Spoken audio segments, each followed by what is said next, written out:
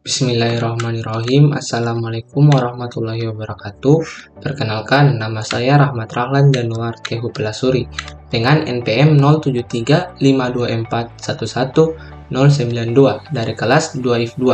Pada kesempatan kali ini, saya akan menjelaskan tentang perkembangan komputer sebagai tugas untuk memenuhi nilai pada mata kuliah arsitektur komputer. Oke, langsung saja saya masuk ke pembahasan. Nah, jadi generasi komputer itu terdapat 5 generasi, yaitu pada generasi pertama atau era tabung vakum, sekitar tahun 1940-an sampai 1956. Dan kedua yaitu era transistor, dari tahun 1956 hingga 1963. Yang ketiga, era integrated circuit atau IC, pada tahun 1964 hingga 1971. Keempat, era mikroprosesor, yaitu dari tahun 1971 hingga sekarang. Dan yang kelima yaitu AI, quantum computing, dan cloud computing, yaitu terdapat pada masa kini hingga masa depan nanti. Oke, saya akan memberikan gambaran-gambaran dari komputer, yaitu dari generasi ke generasi. Dapat dilihat dari generasi pertama, generasi kedua, generasi ketiga, generasi keempat, dan generasi kelima. Oke, langsung saja saya masuk ke pembahasan awal, yaitu pengertian dari komputer. Jadi, komputer adalah perangkat elektronik yang digunakan untuk mengelola data dan cepat dan akurat. Dari awalnya hanya sebagai mesin hitung, kini komputer telah menjadi bagian tak terpisahkan dari kehidupan manusia, mulai dari pekerjaan, hiburan, hingga riset ilmiah. Oke, jadi saya langsung saja masuk ke generasi pertama dari komputer, yaitu perkembangan komputer dimulai pada era 1940-an dengan munculnya komputer generasi pertama.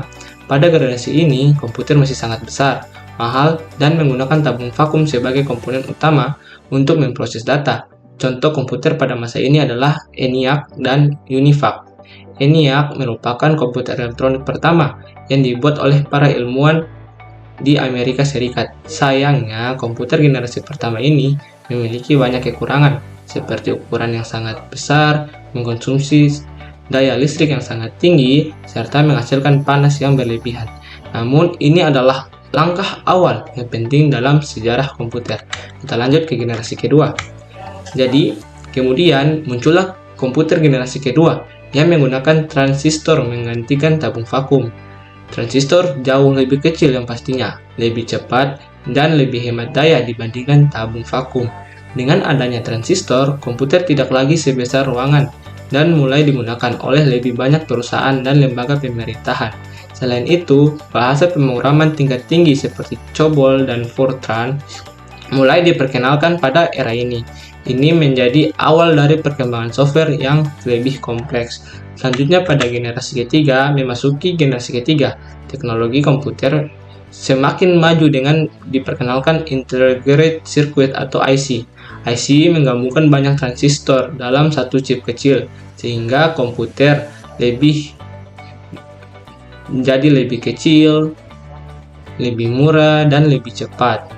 Selain itu, komputer generasi ini mulai menggunakan monitor dan keyboard sebagai alat input dan output.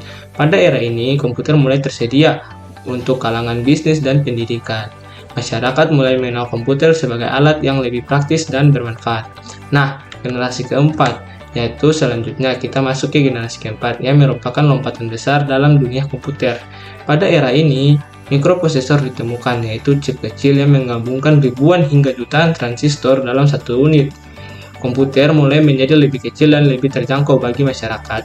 IBM memperkenalkan personal komputer atau PC yang menjadi awal dari komputer pribadi yang kita kenal sekarang. Seiring waktu, komputer menjadi semakin cepat, sistem operasi berkembang, dan internet mulai mengubah dunia. Perusahaan seperti Microsoft dan Apple memainkan peran besar dalam evolusi komputer pada era ini. Dan generasi terakhir, yaitu generasi kelima. Sekarang kita berada di komputer era generasi kelima, di mana kecerdasan buatan atau AI, komputasi kuantum, dan cloud computing sedang berkembang pesat. AI memungkinkan komputer untuk berpikir dan belajar seperti manusia, sedangkan komputer Kuantum menjanjikan kecepatan pemrosesan data yang jauh lebih cepat dibanding dengan komputer tradisional. Selain itu, cloud computing memungkinkan kita untuk menyimpan dan mengakses data dari mana saja tanpa perlu perangkat keras yang besar. Masa depan komputer masih penuh dengan inovasi, dan kita akan melihat bagaimana teknologi ini akan terus berkembang dalam kehidupan kita. Oke, sebagai penutup, saya akan memberikan kesimpulan, yaitu dari perjalanan panjang perkembangan komputer, kita bisa melihat bahwa teknologi ini telah mengalami perubahan besar dari waktu ke waktu, dari komputer besar dengan tabung vakum hingga perangkat kecil dan cerdas yang kita gunakan sehari-hari. Dengan adanya AI, komputasi kuantum, dan cloud computing, masa depan komputer masih akan terus berkembang. Oke, mungkin sekian. Terima kasih. Saya mohon maaf jika ada kesalahan kata, lebih dan kurangnya. Juga saya mohon maaf. Terima kasih telah menyaksikan dari awal hingga akhir dan memahami materi yang telah saya sampaikan. Saya tutup. Wabillahi taufiq wal hidayah. Wassalamualaikum warahmatullahi wabarakatuh.